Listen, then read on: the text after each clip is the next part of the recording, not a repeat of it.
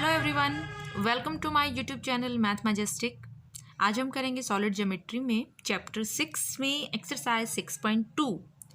तो फ्रेंड्स, अगर आपने मेरे चैनल को सब्सक्राइब नहीं किया है तो सबसे पहले चैनल को सब्सक्राइब करें, वीडियोस को शेयर करें, लाइक करें। So let's start now. Question number 2. Find the equation of the sphere which passes through the points A00, 0A0, 00A and whose center lies on the plane x plus y plus z is equal to A. देखिए, हमें इसमें निकालना क्या है, equation of the sphere निकालनी है जो 3 points हमें गिवन है उनसे पास होती है, दीज 3 पॉइंट्स, एंड जिसका सेंटर जो है स्फीयर का वो इस प्लेन पर लाई करता है। तो देखिए, सबसे पहले हम जनरल इक्वेशन ऑफ स्फीयर लेकर चलते हैं। X square plus y square plus z square plus 2ux 2vy plus 2wz plus t equal to 0। अब ये स्फीयर हमें गिवन है कि इन 3 पॉइंट से पास होता है।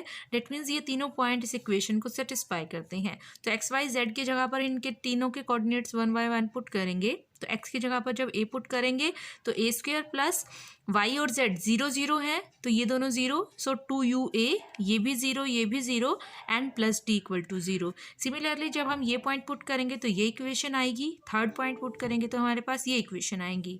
सो now solving these 3 equations we will find the value of u, v and w। अगर हम सेकेंड में से थर्ड इक्वेशन को सब्ट्रैक्ट करेंगे इसमें से इसको, तो हमारे पास ये कैंसिल हो जाएगा, 2a common u minus we और ये इक्वल टू 0। यहाँ से direct u minus v is equal to 0 आ जाएगा, so u is equal to v।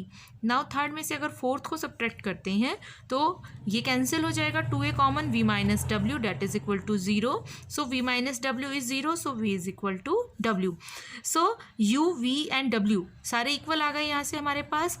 अब सेंटर ऑफ द स्फीयर हमारा क्या होता है ये, और हमें गिवन क्या है कि इसका सेंटर प्लेन पर लाई करता है, इस प्लेन पर, ये हमें स्टेटमेंट में गिवन है। तो सेंटर ऑफ द स्फीयर इस प्लेन पर लाई करता है, डेट मीन्स इस इक्वेशन को सेटिस्फाई करता है। So we put the centre in this equation, we find the values minus u minus v minus w is equal to a। तो अब u, v and w both सारे के सारे equal हैं, तो सबको हम u के इक्वल पुट कर देते हैं। तो यहाँ से वैल्यू आ जाएगी minus 3u is equal to a। So u is equal to minus a by 3। अब u आ गया है तो क्योंकि u, v and w equal है, so u is equal to v is equal to w is equal to minus a by 3। यहाँ से हमारे पास सेंटर ऑफ द स्फीयर आ गया, और इसको सेंटर ऑफ द स्फीयर को अब वो 3 इक्वेशंस जो हमने फाइंड आउट की थी इनमें से किसी भी एक इक्वेशन में पुट करेंगे तो d की वैल्यू आ जाएगी। तो सपोज हम इक्वेशन नंबर 2 में वैल्यू सब्स्टिट्यूट करते हैं u, v एंड u की, तो हमारे पास d की वैल्यू आ जाएगी यहाँ से। सिंप्लीफाई करने पर we will get the value of d as a square minus 2a square 3 plus d equal to 0। So d is here minus a square by 3। अब u, v, w and d चारों values आ गई, तो given equation of sphere जो है उसके अंदर हम सब्स्टिट्यूट कर देते हैं। इस तरह से आपके पास रिक्वायर्ड इक्वेशन ऑफ स्फीयर आ जाएगी। Now we move on to the next question. Find the equation of sphere which passes through these 3 points and has its radius as small as possible। अब देखिए, कुछ क्वेश्चन पिछले वाले question से मिलता जुलता है क्योंकि उसमें हमें 3 पॉइंट्स गिवन थे, a00, 0a0 and 00a, and the second condition was different. अब यहाँ पर सेकेंड कंडीशन है कि इसकी radius as small as possible होगी, जो हमें स्फीयर फाइंड आउट करना है। तो देखिए, फर्स्ट सेम रहेगा प्रोसेस हमारे पास क्योंकि स्फीयर हमारा इन 3 पॉइंट से पास ऑन होता है। सो 1 by 1 3 पॉइंट्स हम इसके अंदर पुट करेंगे। सिमिलरली जैसे पहले किया था, x को 1, y को 0 एंड z को 0, तो यहाँ से हमारे पास किसकी वैल्यू आ जाएगी, ये x को 1, y को 0, z को 0 पुट करेंगे तो u की वैल्यू ये आ गई। सिमिलरली v एंड w हम फाइंड आउट कर सकते हैं, जैसे ही हम ये दोनों पॉइंट्स पुट करेंगे इसमें तो v और w आ जाएंगे। अब यहाँ भी क्योंकि बिल्कुल सिमिलर पिछले क्वेश्चन के जैसा है इतना पार्ट, तो u, v एंड w हमारे पास तीनों इक्वल आ गए, minus 1/2 is equal into 1 plus d। अब हमें सेकेंड कंडीशन पर देखना है कि सेकेंड कंडीशन क्या है कि equation of sphere has its radius as small as possible. Radius जितनी स्मॉल हो सकती है उतनी स्मॉल होगी। तो रेडियस ऑफ द स्फीयर अगर r है तो रेडियस ऑफ स्फीयर का फॉर्मूला ये होता है हमारे पास, तो r स्क्वायर यहाँ से क्या हो जाएगा, बोथ साइड स्क्वायर करेंगे ये रूट हट जाएगा, तो दिस इज आर स्क्वायर। इसको हम कैपिटल R पुट कर देते हैं वैल्यू को, आर स्क्वायर को। तो अगर r रेडियस लीस्ट होगी तो आर स्क्वायर भी लीस्ट होगा, ठीक है, तो आर की वैल्यू हमारी ये आ गई है। ठीक है, तो इसमें हम वैल्यू सब्स्टिट्यूट कर देते हैं यू वी एंड डब्ल्यू की, जो कि हमने फाइंड आउट की हैं। तो 1/2 1 + d, नेगेटिव स्क्वायर करेंगे तो पॉजिटिव हो जाएगा, स्क्वायर 1/4 1 + d का होल स्क्वायर हो जाएगा, या 1/2 × 1 + d होल स्क्वायर। अब क्योंकि यू वी और डब्ल्यू तीनों इक्वल हैं तो 3 टाइम हो जाएगी यही वैल्यू हमारे पास, -d as it is. So we get the value of r here. R की वैल्यू हमारे पास क्या हो गई, देखिए 3, इसका स्क्वायर किया 1/4 1 + d का होल स्क्वायर -d। अब क्योंकि रेडियस हमें एज स्मॉल एज पॉसिबल लेनी है, तो r अगर लीस्ट है तो ये r स्क्वायर जो कैपिटल R के इक्वल लिया है वो भी लीस्ट होगा। ठीक है, सो ये भी लीस्ट होगा हमारे पास। और हमने मैक्सिमम मिनिमम में हम पढ़ते हैं कि कोई भी वैल्यू लीस्ट कब होती है, जब उसको हम सेकंड डेरिवेटिव टेस्ट से चेक करते हैं। फर्स्ट डेरिवेटिव निकालते हैं सबसे पहले, तो r का derivative with respect to d निकाला हमने, तो हमारे पास r का डेरिवेटिव जैसे ही लिया तो 3/2 1 + d आ गया -1, तो d की वैल्यू आ गई यहाँ से -1/3। ठीक है, अब हम इसको चेक करते हैं कि ये पॉजिटिव या मैक्सिमम होगा या मिनिमम होगा। तो हम सेकंड डेरिवेटिव टेस्ट अप्लाई करेंगे, इसका डबल डेरिवेटिव हम फाइंड आउट करेंगे तो उसकी वैल्यू आ जाएगी हमारे पास। फिर से डेरिवेटिव करेंगे तो 3/2 आएगी, जो कि पॉजिटिव है। और अगर सेकंड डेरिवेटिव पॉजिटिव आता है तो आर लीस्ट होता है, रेसिप्रोकल होता है रिजल्ट में, कि अगर पॉजिटिव वैल्यू आती है तो लीस्ट होता है आर, नेगेटिव वैल्यू आती तो आर हमारा सबसे बड़ा होता, ग्रेटेस्ट होता। तो अब क्योंकि सेकंड डेरिवेटिव टेस्ट से वैल्यू पॉजिटिव आई है तो इसका मतलब आर जो है वो लीस्ट होगा। और लीस्ट वैल्यू कब होगी, जब जिस पर डेरिवेटिव को 0 के इक्वल पुट करते हैं वो हमारा लीस्ट वैल्यू वाला पॉइंट होता है। So r is least when d is equal to -1/3। तो कैपिटल आर लीस्ट है तो स्मॉल आर भी लीस्ट होगा इसी पॉइंट पर। तो यू वी डब्ल्यू हमारे पास क्या थे, उसमें हमने d पुट कर दिया। अब d आ गया है, d इसके अंदर पुट कर दिया यू वी डब्ल्यू की वैल्यू में, तो यू वी डब्ल्यू की वैल्यू आ गई आपकी -1/3 के इक्वल। d भी आ गया, यू वी डब्ल्यू भी आ गए, सबको गिवन जो इक्वेशन ऑफ स्फीयर है जनरल उसमें सब्स्टिट्यूट करने से हमारे पास रिक्वायर्ड इक्वेशन ऑफ स्फीयर आ जाती है। Now we move on to the next question. Statement देखिए नेक्स्ट क्वेश्चन की क्या है। A plane passes through a fixed point 1 1 1 cuts the axis in ABC। मैंने अपनी तरफ से सबसे ईजीएस्ट मोड ऑफ सॉल्विंग किए हैं क्वेश्चंस, ताकि आपको इजी वे में क्वेश्चन समझ में आ जाए। अगर आपको कोई प्रॉब्लम आ रही है तो आप मुझे कमेंट बॉक्स में कमेंट करके बता सकते हैं।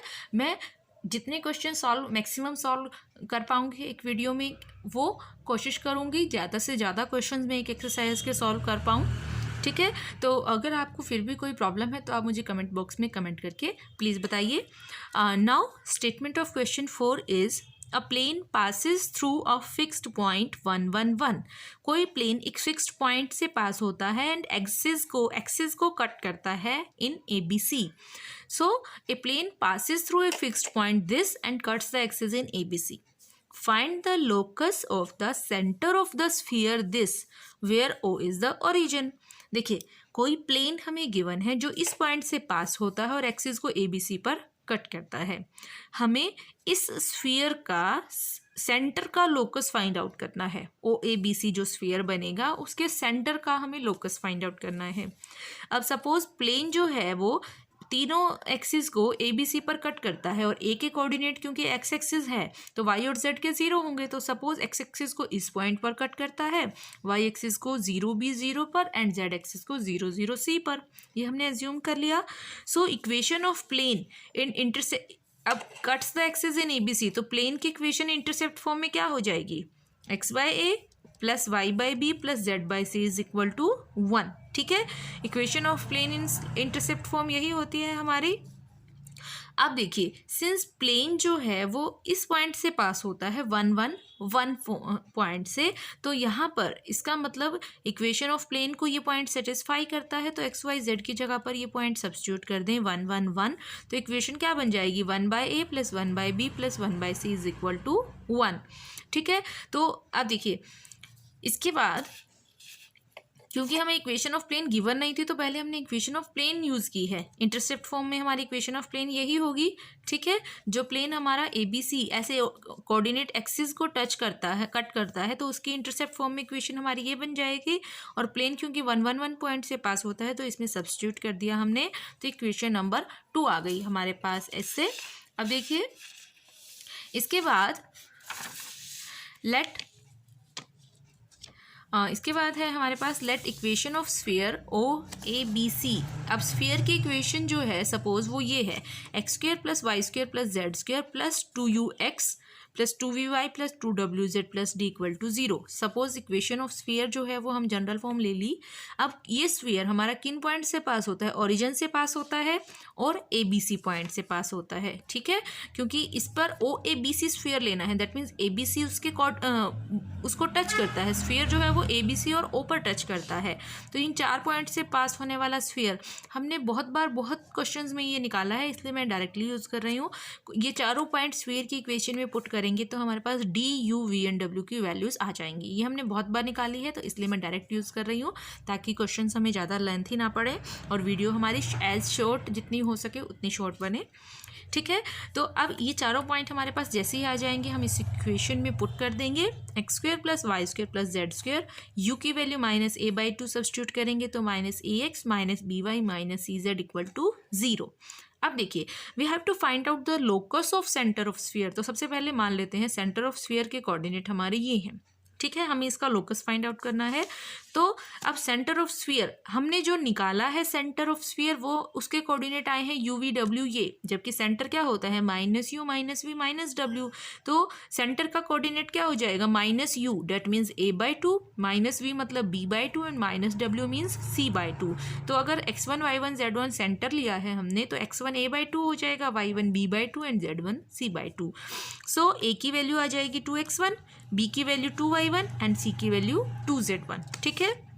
अब ABC की जो ये वैल्यू आ गई है इसको हमें पुट करना है। जो हमने पीछे इक्वेशन निकाली थी ना प्लेन की जिसमें 111 पॉइंट पुट किए थे, उस इक्वेशन में A, B और C की वैल्यूज़ पुट करेंगे। यहाँ ABC नीचे थे तो ये वैल्यूज़ यहाँ आ गई, ठीक है। 2 यहाँ से कॉमन लिया, उधर क्रॉस मल्टीप्लाई कर दिया तो 1/x1 + 1/y1 + 1/z1 = 2। So locus of the point x1 y1 z1 का लोकस क्या आ गया 1/x + 1/y + 1/z = 2। और यही हमें इसमें प्रूव करना था। सिमिलर क्वेश्चन एक्सरसाइज में हमारे पास इसका सेकंड पार्ट भी है जो कि बिल्कुल ही सिमिलर है, तो वो आप खुद से ट्राई कर सकते हैं। Now we will move on to the statement of the next question. A sphere of constant radius r passes through the origin। कोई स्फीयर जिसकी रेडियस कांस्टेंट है और r के इक्वल है वो ओरिजिन से पास होता है and meets the axis in ABC। Show that the locus of the foot of perpendicular. So locus of foot of perpendicular from O to the plane ABC is given by this. ये हमें prove करना है। कोई sphere है जिसकी radius constant है r और origin से वो पास होता है और एक्सिस को ABC पर मीट करता है। Then show that locus of the foot of perpendicular from O से हम परपेंडिकुलर डालें अगर प्लेन पर तो उसका फुट ऑफ परपेंडिकुलर जो है वो ये आएगा। ये हमें प्रूव करना है। ऐसे क्वेश्चंस हमने बहुत बार किए भी हैं, अगेन हम इसको रिपीट कर रहे हैं। ऐसे हमने एग्जाम्पल्स में भी किए हैं बहुत से क्वेश्चंस। तो देखिए इसके लिए हमें क्या करना होगा। लेट OA जो है वो A ले लेते हैं, OB B और OCC डेट मीन्स स्फीयर जो है वो एक्स एक्सिस को जैसे हमने पिछले क्वेश्चन में किया था एक्स एक्सिस को A पॉइंट पर कट करे, वाई एक्सिस को B पर और जेड एक्सिस को सपोज C पर। तो इक्वेशन ऑफ स्फीयर जो हमने पिछले क्वेश्चन में भी डायरेक्ट यूज़ की थी ना, इसमें पूरी एक्सरसाइज में एक बात कॉमन है कि मोस्टली यही होता है कि इक्वेशन ऑफ स्फीयर ओरिजिन से पास होती है और XYZ को पॉइंट्स पर एक्सिस को कट करती है। तो हमें इक्वेशन ऑफ स्फीयर अब मुझे याद ही हो गई है क्योंकि बार बार हम यूज़ किए जा रहे हैं इसको। तो x² + y² + z² -ax -by -cz = 0। ये हमारी इक्वेशन ऑफ स्फीयर बन गई, ठीक है, रिक्वायर्ड कंडीशन से। अब सेकेंड कंडीशन हमें कि अब देखिए इस स्फीयर की रेडियस निकाल लेते हैं। सबसे पहले रेडियस का फॉर्मूला क्या होता है u² v² w² -d। तो यहाँ पर है ही नहीं, 0 हो जाता है क्योंकि ओरिजिन से पास होता है। सो रेडियस आर क्या हो गई, a square plus b square plus c square, 4 जो नीचे एलसीएम आएगा 2 वो इधर चला जाएगा क्रॉस मल्टीप्लाई, तो 4r स्क्वायर हो जाएगा। ठीक है, तो रूट हटेगा तो बाय 2 था, स्क्वायर करेंगे तो 4 हो जाएगा। वो एक कंडीशन यहाँ से आ गई हमारे पास। अब हम मान लेते हैं कि foot of perpendicular from this वो ये है पी अल्फ़ा बीटा गामा। ठीक है, मतलब सपोज रफ स्केच में इसका बनाऊंगी। सपोज ये कोई स्फीयर है हमारे पास और ये कोई प्लेन है, तो यहाँ से अगर हम इस प्लेन पर परपेंडिकुलर डालते हैं तो this is called the foot of perpendicular. ठीक है, ये अगर प्लेन का सेंटर है स्फीयर का और ये अगर प्लेन है तो इस पर हम परपेंडिकुलर डालते हैं तो this is called foot of perpendicular. Suppose इसके कोऑर्डिनेट है P alpha beta gamma, this be the foot of perpendicular from the origin to the plane. Then O P जो होगी लाइन वो पैरेलल होगी to the normal to this plane. अब हमें plane की equation ये गिवन है। ठीक है, तो इस प्लेन को नॉर्मल क्या होती है, जो टेंजेंट लाइन पर परपेंडिकुलर होती है, तो इस प्लेन की जो नॉर्मल होगी ओपी जो है वो उसके पैरेलल होगी। ये जो प्लेन है इस पर जो भी टेंजेंट होगी उस पर जो परपेंडिकुलर लाइन होगी वो नॉर्मल लाइन होगी। ठीक है, तो ये जो हमारी ओपी लाइन है उस नॉर्मल लाइन के पैरेलल हो गई। ठीक है, तो ओपी जो है that is parallel to the normal to this plane.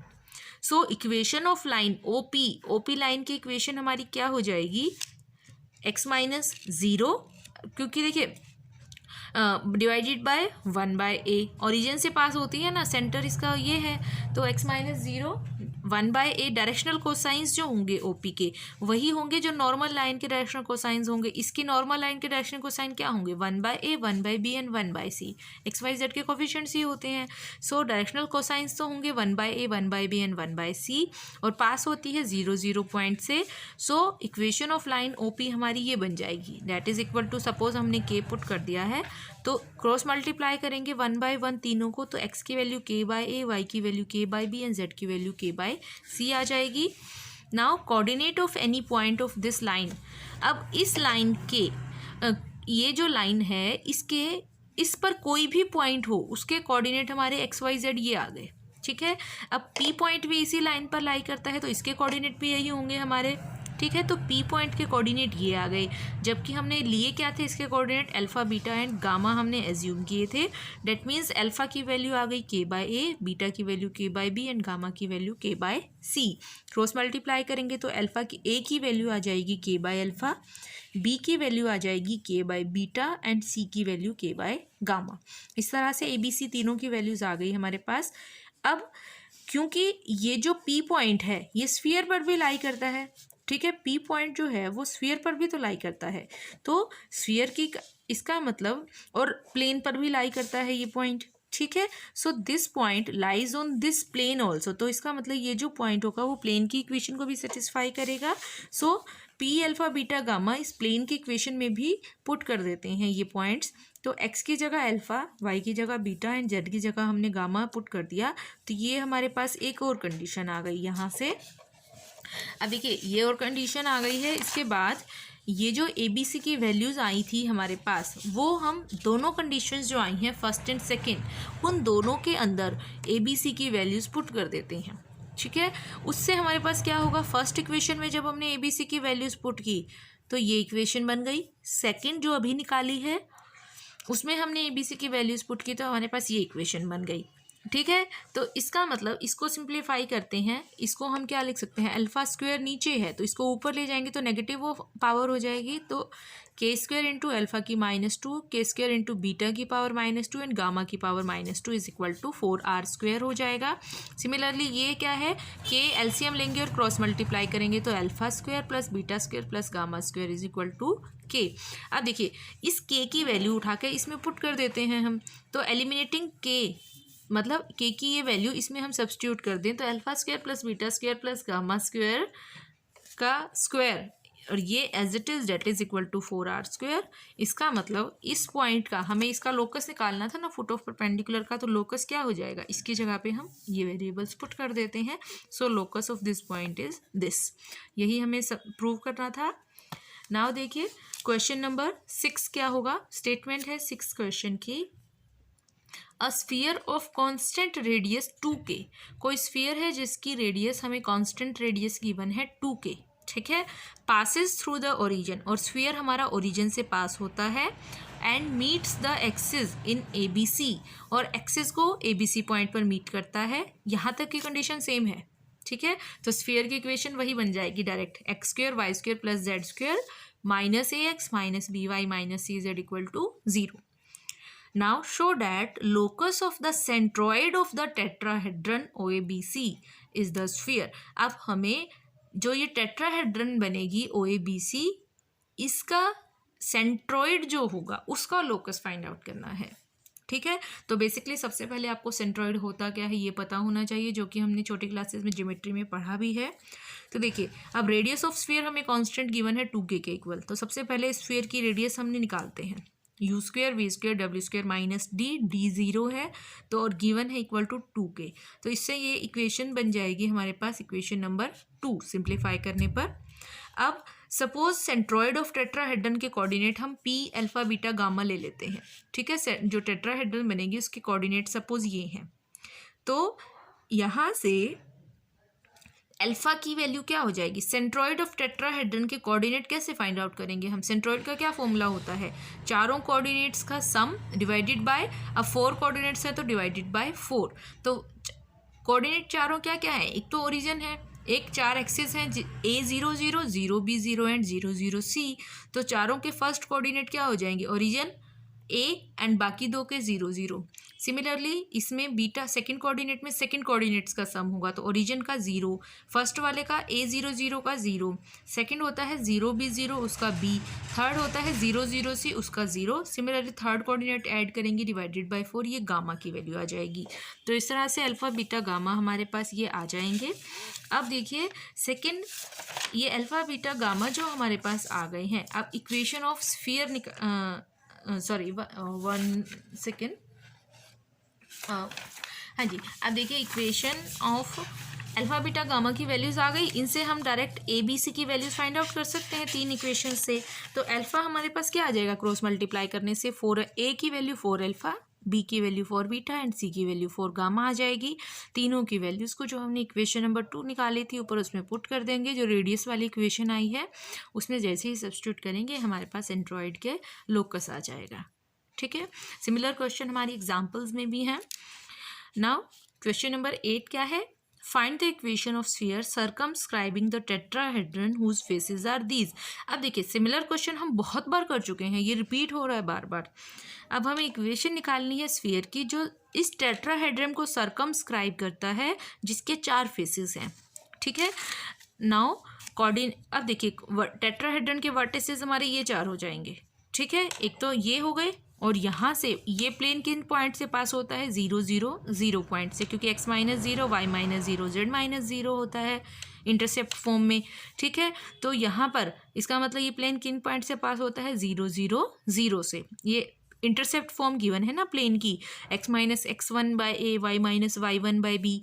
तो x1 y1 z1 यहाँ 0 0 है, इसका मतलब ये प्लेन 0 0 0 पॉइंट से पास होता है। और ये यहाँ से 3 पॉइंट ये आ गए एक्सिस से।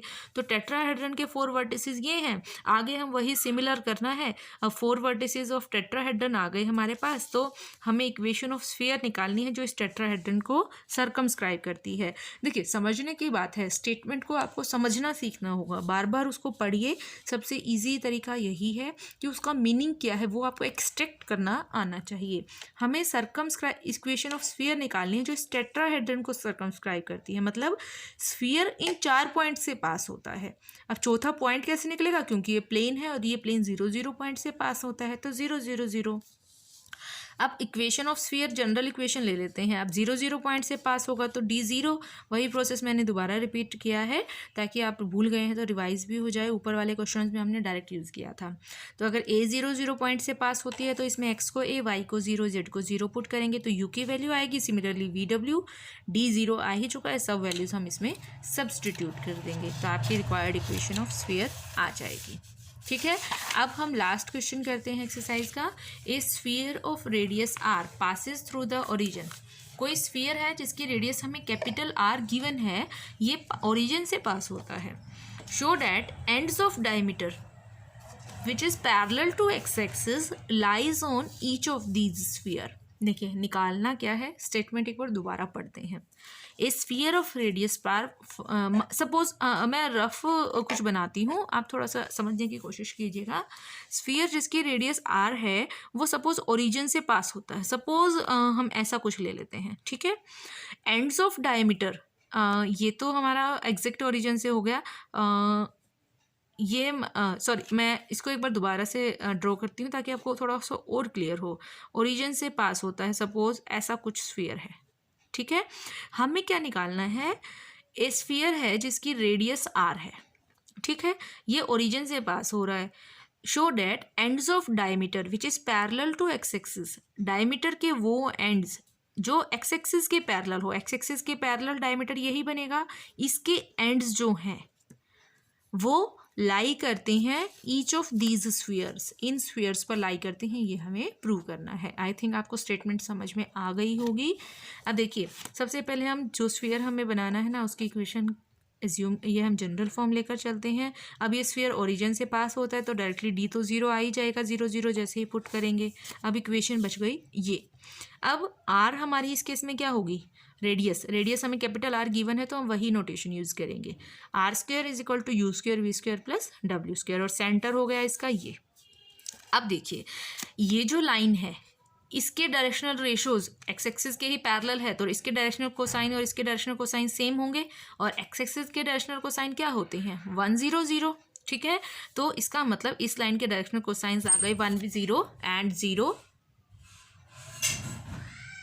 डायरेक्शनल रेशोज होंगे डायमीटर के वो पैरेलल टू एक्स एक्सिस के 1 0 0 हो जाएंगे। तो इक्वेशन ऑफ डायमीटर निकालते हैं, इस लाइन की इक्वेशन क्या हो जाएगी, ये सेंटर ओरिजिन से पास होता है ये जो आपकी लाइन है, ठीक है। तो x माइनस माइनस यू, ठीक है, y minus y minus v, z minus minus डब्ल्यू, और डायरेक्शनल कोसाइंस हो जाएंगे 1 0 एंड 0। तो इस लाइन की इक्वेशन जो है वो हमारी ये बन जाएगी।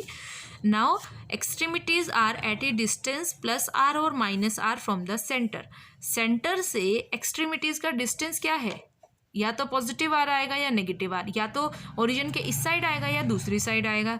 तो डिस्टेंस जो है वो तो या तो रेडियस ये आएगी या रेडियस माइनस नेगेटिव आ जाएगी, ठीक है।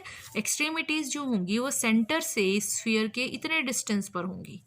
तो यहाँ पर हम इस इक्वेशन को equal to plus minus r put कर देते हैं, ठीक है। ये क्या है, डिस्टेंस बिटवीन एक्सट्रीमिटीज़ ही है ना, from the centre and extremity, centre है ये और एक्सट्रीमिटी है ये, तो ये हमारे पास distance between centre and extremity क्या हो जाएगा, प्लस माइनस आर हो जाएगा। तो कोऑर्डिनेट्स ऑफ एक्सट्रीमिटीज़ यहाँ से एक्स वाई जेड की वैल्यूज़ निकाल लें, क्रॉस मल्टीप्लाई करेंगे, एक बार आर लेंगे और एक बार नेगेटिव आर, तो 2 आएंगे हमारे पास एक्सट्रीमिटीज़, ठीक है। पॉजिटिव आर जैसे ही लेंगे तो फर्स्ट एक्स की वैल्यू आ जाएगी आर माइनस यू, वाई की वैल्यू क्या आ जाएगी, 0 से मल्टीप्लाई करेंगे 0 तो माइनस वी, z प्लस डब्ल्यू is equal to r put करेंगे, बाय 0 है क्रॉस मल्टीप्लाई 0, तो z प्लस डब्ल्यू is equal to 0, so z is equal to minus डब्ल्यू। फिर हम सिमिलर प्रोसेस माइनस आर के लिए करेंगे तो b एक्सट्रीमिटी आ जाएगा। सपोज एक्सट्रीमिटीज़ आ गए हमारे पास, अब हम इसको एक्सट्रीमिटी लेते हैं, लेट एक्सट्रीमिटी a ये है x1 y1 z1, तो x1 y1 z1 की वैल्यू ये हो जाएगी, तो x1 हमारा हो जाएगा r माइनस यू, y1 हो जाएगा माइनस वी एंड z1 हो जाएगा माइनस w। तो यहाँ से u v w की वैल्यूज़ निकाल सकते हैं इनको लेफ्ट में ले जाके, तो u v w की वैल्यूज़ आ गई। इसके बाद फिर हम यही प्रोसेस सेकेंड एक्सट्रीमिटी लेकर करते हैं जो हमने ये निकाला है b, ठीक है। तो देखिए इसके लिए यही सेकेंड एक्सट्रीमिटी जब हम लेकर चलते हैं तो क्या आएगा, बी की वैल्यू क्या आ जाए, इससे पहले देखिए इस यू वी डब्ल्यू की वैल्यूज़ को इक्वेशन नंबर 2 जो हमने निकाली थी ये इसमें सब्स्टिट्यूट कर देते हैं, यू वी डब्ल्यू की जो भी वैल्यूज़ आई हैं तो हमारी क्या बन जाएगी, ये यू वी डब्ल्यू की वैल्यूज़ हमने उसमें इक्वेशन में पुट की, तो r square is equal to u square plus v square plus डब्ल्यू स्क्वायर है, तो r square is equal to, इसको सिंप्लीफाई कर लिया, r square x1 square plus 2r minus 2r x1, ये एज इट इज स्क्वायर कर दिया, इसको सिंप्लीफाई कर दिया, ये कैंसिल हो गए, x1 square y1 square plus z1 square minus 2r x1 equal to 0, ये यहाँ से बच गया। अब यही प्रोसेस हम एक्सट्रीमिटी b लेकर करेंगे, x1 y1 z1 उसको मान लिया हमने, तो यहाँ से x1 y1 z1 के इक्वल तीनों को पुट कर दिया, u v w की वैल्यूज़ आएंगी, इक्वेशन नंबर 2 में सब्स्टिट्यूट करेंगे तो सेकेंड इक्वेशन हमारी ये आ जाएगी। सो लोकस ऑफ, एक बार यहाँ पॉजिटिव साइन आ गया, एक बार negative, so locus of this क्या हो जाएगा, एक बार पॉजिटिव एक बार नेगेटिव, तो लोकस ये बन जाएगा, which is the ends of diameter जो पैरेलल टू एक्स एक्सिस होंगे वो लाई करेंगे हमारे इस स्फीयर पर। सो ये हमारी एक्सरसाइज कंप्लीट हो गई है। इसमें आपको कुछ प्रॉब्लम्स है तो आप मुझे कमेंट करके बता सकते हैं, और अगर आपको मेरी वीडियो आपके लिए हेल्पफुल है और अगर आपको मेरी वीडियोस अच्छी लगी तो आप प्लीज़ मेरी वीडियोस को लाइक कीजिए, शेयर कीजिए और मेरे चैनल को सब्सक्राइब कीजिए। Thank you very much.